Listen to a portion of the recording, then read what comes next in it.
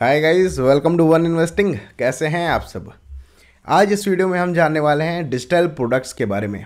Digital product क्या होते हैं, कैसे इनको क्रिएट कर सकते हैं, क्या इनके मेजर बेनिफिट्स हैं और डिजिटल प्रोडक्ट बना के आप एक सिंगल प्रोडक्ट बना के काफ़ी ज़्यादा अमाउंट में मनी अर्न कर सकते हैं। तो क्या कुछ चीज़ें हैं डिजिटल प्रोडक्ट के बारे में, वो आज हम समझने वाले हैं। टाइम वेस्ट ना करते हुए आइए वीडियो को स्टार्ट करते हैं और समझते हैं कि डिजिटल प्रोडक्ट्स क्या होते हैं। देखो, नाम से समझ में आ रहा होगा कि डिजिटल प्रोडक्ट क्या होते हैं। ऐसा प्रोडक्ट जो कि डिजिटली हो, डिजिटली यानी कि आपके लैपटॉप में हो, आपके मोबाइल में हो, आपकी टीवी में हो, यानी कि ऐसा प्रोडक्ट जिसकी कोई भी फिजिकल फॉर्म अवेलेबल नहीं है, वो केवल डिजिटल प्रोडक्ट है। अब डिजिटल प्रोडक्ट की अगर अपने लोग एक सिंपल लैंग्वेज में समझना चाहें तो क्या होता है। अब digital product are a goods that exist in digital format. केवल डिजिटल फॉर्मेट में जो भी हमारे पास गुड्स एंड सर्विसेज हैं जो एग्जिस्ट कर रही हैं, उसको अपने लोग बोलते हैं डिजिटल प्रोडक्ट।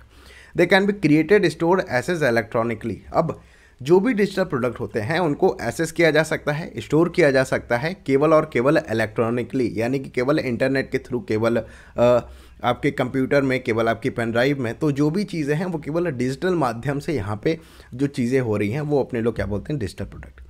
सबसे बड़ा मेजर बेनिफिट है डिजिटल प्रोडक्ट में, आपको कोई भी फिजिकल जो इन्वेंट्री है वो लगाने की ज़रूरत नहीं है, यानी कि फिजिकल कोई भी फॉर्म यहाँ पे अवेलेबल नहीं होता है। अब डिजिटल प्रोडक्ट के कुछ हमारे पास जो मेजर बेनिफिट्स हैं उसको समझ लेते हैं और उसके बाद अपने लोग चलते हैं और समझते हैं कि कितने टाइप के डिजिटल प्रोडक्ट हम क्रिएट कर सकते हैं और किस तरीके से उन सभी प्रोडक्ट से अपने लोग बहुत ज़्यादा अमाउंट में मनी को अर्न कर सकते हैं।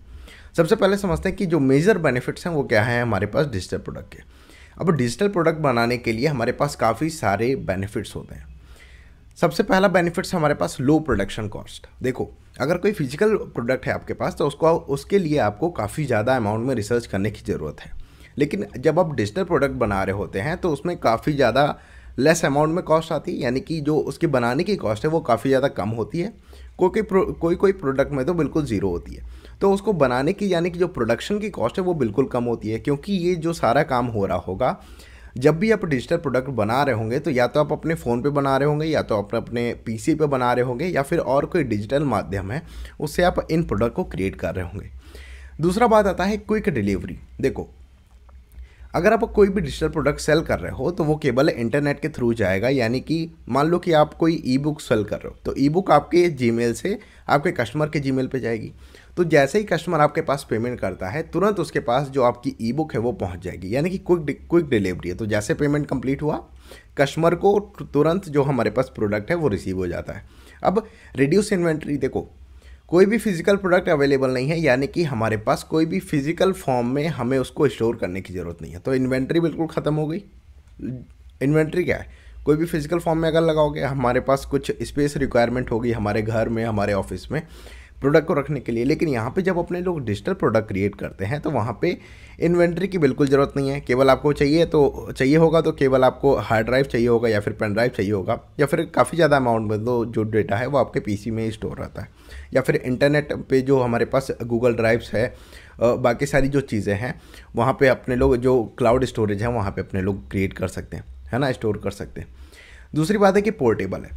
पोर्टेबल कहने का मतलब है आप अपना डिजिटल प्रोडक्ट दुनिया के हर एक कोने से, कहीं पे भी आप बैठे हो वहाँ से जाके आप सेल आउट कर सकते हो, यानी कि हर एक कोने से आप ले जा सकते हो, हर एक जगह पे आप ले जा सकते हो और वहाँ से अपने लोग सेल आउट कर सकते हैं अपने कस्टमर को, जो प्रोडक्ट है वो सेल कर सकते हैं। इससे कोई फ़र्क नहीं पड़ता आप कोई सिटी में रह रहे हैं, आप कोई विलेज में रह रहे हैं, या आप कोई टियर 1 सिटी में है, टियर 2 सिटी में है, टियर 3 सिटी में, कोई फ़र्क नहीं पड़ता। तो डिजिटल प्रोडक्ट जैसे ही आप क्रिएट करते हैं, पोर्टेबिलिटी काफ़ी ज़्यादा अमाउंट में इंक्रीज़ हो जाती है, क्योंकि डिजिटल प्रोडक्ट एक डिजिटल फॉर्म में हमारे पास प्रोडक्ट होता है। और सबसे ज़्यादा मेजर बेनिफिट है हमारे पास डिजिटल प्रोडक्ट का कि रीयूजेबल है। मान लो कि अपने लोगों ने एक हमारे पास पीडीएफ बना ली, या फिर एक कोई टेम्पलेट बना ली, मान लो कि अपने लोगों ने एक वॉलपेपर बना लिया समझने के लिए। अब यही सेम वॉलपेपर जब भी कोई कस्टमर हमारे पास जो पेमेंट करेगा उसको हम तुरंत सेल आउट कर सकते हैं। तो एक वॉलपेपर है, उसको अपने लोग मल्टीपल टाइम अपने लोग रीयूज़ कर सकते हैं। तो रीयूजेबल है, यानी कि एक बार क्रिएट करना है और लाइफ टाइम मनी को कमाना है। अब ये तो थे हमारे पास कुछ बेनिफिट्स, कुछ इसके मेजर बेनिफिट्स हैं जिसके लिए आपको जिसकी वजह से आपको डिजिटल प्रोडक्ट क्रिएट करना चाहिए। मेजर बेनिफिट में सबसे पहला बेनिफिट आता है हमारे पास create one time and earn the lifetime, यानी कि डिजिटल प्रोडक्ट को केवल एक बार बनाना है और पूरी लाइफ टाइम उससे आप मनी कमा सकते हैं। तो एक बार बनाना है यानी कि प्रोडक्शन कॉस्ट केवल आपको एक बार लगानी है और उससे आप उसको सेल आउट करके आप उसको लाइफ टाइम जो मनी है वो अर्न कर सकते हैं।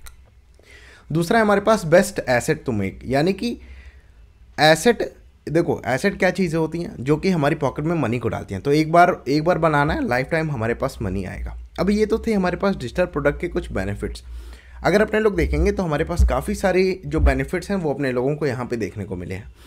अब हम समझेंगे कि कितने टाइप के डिजिटल प्रोडक्ट होते हैं। मैं यहाँ पे कुछ जो टाइप के डिजिटल प्रोडक्ट हैं वो आपसे डिस्कस कर रहा हूँ। बाकी डिजिटल प्रोडक्ट की कोई लिमिट नहीं है, काफ़ी ज़्यादा डिफरेंट टाइप के जो हमारे पास डिजिटल प्रोडक्ट हैं वो अवेलेबल है मार्केट में, आप उसको बना सकते हैं। कुछ जो हमारे पास मेजर प्रोडक्ट हैं उसको अपने लोग डिस्कस कर लेते हैं कि अपने लोग किस तरीके से डिजिटल प्रोडक्ट बना के सेल आउट कर सकते हैं, उसको अपने लोग समझते हैं। तो सबसे जो हमारे पास पहला जो डिजिटल प्रोडक्ट है वो क्या है हमारे पास, ई बुक एंड PDF। देखो ई बुक बनाने का जो कॉस्ट है वो काफ़ी ज़्यादा कम होता है। ई बुक बनाने के लिए आप जैसे canva.com है, canva.com पे जाके आप काफ़ी सारी अमाउंट में, देखो जितने भी डिजिटल प्रोडक्ट हैं, जैसे कि आपके पास PDF हो गया, आपके पास वॉलपेपर हो गया, आपके पास टेम्पलेट्स हो गई, आपके पास PDFs वगैरह हो गई, ई बुक हो गई, इन सभी चीज़ों को आपके पास जैसे प्रेजेंटेशन हो गई, कोई भी प्रेजेंटेशन आपको देनी है, तो सारी चीज़ें आप canva.com पे जाके आप बना सकते हैं। और canva.com का जो हमारे पास फ्री वाला वर्जन है उसमें काफ़ी ज़्यादा हमारे पास जो वर्क है वो हो जाता है। तो ई बुक आपको बनानी है, एक बार बनानी है, उसको लाइफ टाइम सेल आउट करना है। तो ई बुक बना के आप कहीं पर लिस्ट कर दो, या फिर अपनी वेबसाइट पर लिस्ट कर दो, या फिर अमेजॉन पर लिस्ट कर दो। काफ़ी सारी जगह हैं जहाँ पे आप ई बुक को सेल आउट कर सकते हैं, है ना। तो ई बुक एक बार बनानी है, एक बार अपने लोग ई बुक जब बना लेंगे उसके बाद अपने लोग, हमारे पास जब कस्टमर आएगा तो उसको एक बार पेमेंट करनी है और हमारी सेम ई बुक मल्टीपल कस्टमर को डिलीवर हो जाएगी। तो हमारे पास ई बुक बना सकते हैं, आप PDF बना सकते हैं। canva.com पे जाके काफ़ी सारी जो PDFs होते हैं, जैसे कि वॉलपेपर लोग आजकल पसंद करते हैं, iPad का वॉलपेपर हो गया, मैकबुक का वॉलपेपर हो गया, PC का वॉलपेपर हो गया, फ़ोन का वॉलपेपर हो गया, काफ़ी सारी जो चीज़ें हैं वो आप क्रिएट कर सकते हैं। अगला प्रोडक्ट है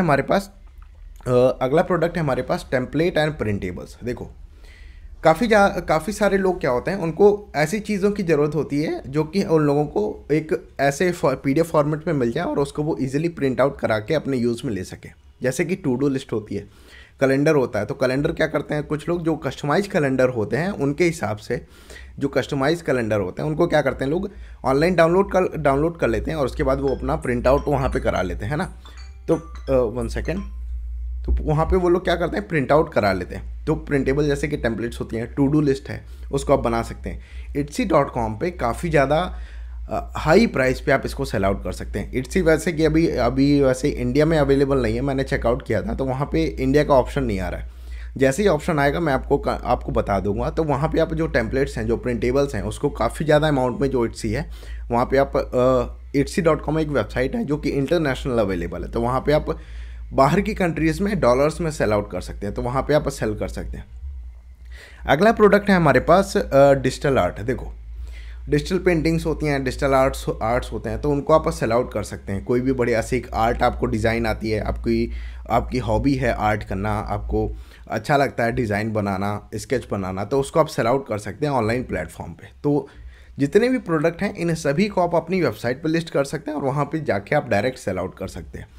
अगला प्रोडक्ट है हमारे पास प्लगइन्स। देखो वेबसाइट में काफ़ी सारे अमाउंट में जो प्लगइन्स हैं उनका यूज़ होता है। तो वेबसाइट जब आप बना रहे होंगे तो वहाँ पे काफ़ी सारे अमाउंट में जो प्लगइन्स होते हैं उनका यूटिलाइजेशन होता है, उनका यूज़ होता है।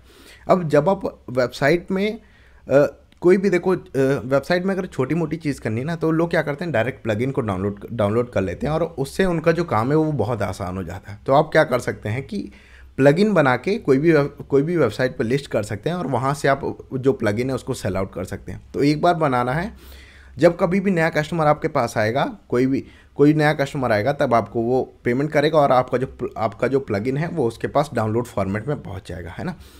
अगला हमारे पास आता है कंटेंट क्रिएशन। देखो कंटेंट क्रिएशन आज आप लोगों को काफ़ी ज़्यादा अमाउंट में पता चल गया कि कंटेंट क्रिएशन क्या है। अब कंटेंट क्रिएशन में मैं मानता हूँ कि उसमें जो फिजिकल सेटअप है वो लगाना पड़ता है, तो हमारे पास जो इनिशियल कॉस्ट है वो थोड़ी सी बढ़ जाती है हमारे पास कंटेंट क्रिएशन में। लेकिन आप लो लेवल पे भी कर रहे हो तो आपका जो कंटेंट क्रिएशन है वो काफ़ी ज़्यादा, अगर आप वैल्यू प्रोवाइड कर रहे हो तो काफ़ी ज़्यादा अमाउंट में उससे आपको वैल्यू मिल सकती है। तो कंटेंट क्रिएशन करके आप जो मनी है वो अर्न कर सकते हो। देखो कंटेंट क्रिएशन से, जैसे कि अभी यूट्यूब पे मैं बना रहा हूँ, तो यूट्यूब पे एक तो हमारे पास ऐड से मनी आता है ना, उसके बाद हमारे पास अगर कोई ब्रांड आएगा तो हम उसका जब प्रमोशन करेंगे तब हमारे पास मनी आता है ना। तो काफ़ी सारी जो चीज़ें हैं वो आप कंटेंट क्रिएशन से कर सकते हैं। अगला हमारे पास प्रोडक्ट है educational courses and online coaching. आज आप देख रहे होगे कि यूट्यूब पे तो भीड़ है ही है, तो यूट्यूब पे काफ़ी सारे लोग जो कंटेंट है वो क्रिएट कर रहे हैं, वैल्यूएबल कंटेंट बहुत लोग क्रिएट कर रहे हैं। उसके अलावा जो लोग फ्री में नहीं पढ़ना चाह रहे हैं, देखो जो एक लो लेवल का कंटेंट है, यानी कि मीडियम लेवल का, लो और मीडियम लेवल का कंटेंट आपको यूट्यूब पे फ्री में मिल जाएगा। हो सकता है एडवांस लेवल का भी पढ़ाओ, लेकिन कुछ लोग क्या करते हैं, जो उनका हाई लेवल का कंटेंट है यानी कि जो एडवांस लेवल का कंटेंट है उसको वो लोग एक अलग सेपरेट वीडियो बना के, अलग सेपरेट रिकॉर्डिंग करके या फिर लाइव वो अपनी वेबसाइट पे उसको सेल आउट कर सकते हैं। तो उसको बोलते हैं डिजिटल कोर्सेज, यानी कि एजुकेशनल कोर्सेज, जो भी हमारे पास डिजिटल कोर्सेज होते हैं। तो जो भी आजकल आप देख रहे होगे कि अगर आपको वेब डेवलपमेंट करना है तो वेब डेवलपमेंट के ऑनलाइन काफ़ी सारे कोर्सेज चल रहे होंगे, पर्सनल डेवलपमेंट के काफ़ी सारे कोर्सेज चलते रहते हैं। तो काफ़ी सारी जो चीज़ें हैं वो आप कर सकते हैं ऑनलाइन कोचिंग से। जैसे कि हमारे पास यूडीमी है, यूडीमी में जो भी कोर्सेज हैं वो सभी लोग रिकॉर्डिंग करके उस पर अपलोड कर देते हैं, और आप जब भी उस कोर्स को परचेज़ करते हो तो लाइफ टाइम जितनी बार भी आप लोग उस कोर्स को परचेज़ करोगे तो उनके पास, जो हमारे पास, जैसे कि मैंने एक कोर्स बनाया उसको यूडीमी पे लिस्ट कर दिया। अब यूडीमी पे जब भी कोई हमारा कोर्स परचेज़ करेगा तो हमारे पास कुछ मनी अमाउंट में आ जाएगा। यूडीमी का जो प्लेटफॉर्म फीस करता है या फिर जो भी वेबसाइट है उसका जो प्लेटफॉर्म फीस करता है, उसको हटाने के बाद हमारे पास लाइफ टाइम कितना ज़्यादा अमाउंट में कोर्सेज सेल आउट होते हैं, है ना। तो एजुकेशनल कोर्सेज आप बना सकते हो अगर आप लोगों को बहुत ज़्यादा वैल्यू प्रोवाइड कराना चाहते हो, आपके पास इतनी नॉलेज है कि लोग आपका कोर्स खरीदेंगे, तो डेफिनेटली आप एजुकेशनल कोर्सेज ज़रूर बना सकते हो। इसके बाद आता है हमारे पास कंसल्टिंग सर्विसेज। देखो आजकल काफ़ी सारे लोग हैं, जैसे कि हमारे पास जो लीगल एडवाइज़र्स होते हैं, कोई हमारे पास बिजनेस कोच है, या फिर कोई भी हमारे पास, हम लोगों को कोई एडवाइस चाहिए, जैसे कि आप आप कोई कॉलेज सर्च कर रहे हो, तो कोई भी कॉलेज जब आप कोई भी कॉलेज सर्च कर रहे हो तो आपको क्या है, आपको एक अर्ली एज में आपको क्या लगता है कि हमारे पास अगर कोई काउंसलर हो तो हमारी जो भी कॉलेज हम सेलेक्ट करने वाले हैं वो हमको पता चल जाएगा कि वो कॉलेज कैसा है। अब जब आप कोई काउंसलर के पास जाते हो, वो क्या बोलता है, मुझे 5,000 10,000 या फिर जो भी उसकी फ़ीस है वो आपसे चार्ज करता है और आपको ऑनलाइन बताता है। ऑनलाइन देखो जूम पे बात कर सकते हैं या फिर कोई पर्सनल 1-to-1 जैसे कि व्हाट्सएप पे बात कर सकते हैं। तो जो ऑनलाइन कंसल्टेशन है उसके माध्यम से वो आपको बताएगा कि ये कॉलेजेस हैं जो आपके लिए अच्छे होंगे। इसी तरीके से लीगल सर्विसेज में भी, जैसे कि एडवोकेट्स वगैरह हैं, लीगल एडवाइजर्स हैं, वहाँ पे भी आप कंसल्टेशन जो सर्विसेज है वो आप स्टार्ट कर सकते हो अपनी वेबसाइट पे लोगों को बुला के। वहाँ पे जो आप 1-to-1 कन्वर्सेशन है वो आप कर सकते हो, जूम कॉल पे भी आपके जो कन्वर्सेशन है वो आप कर सकते हो, है ना। अब अगला जो हमारे पास, बस इतने ही थे हमारे पास, है ना।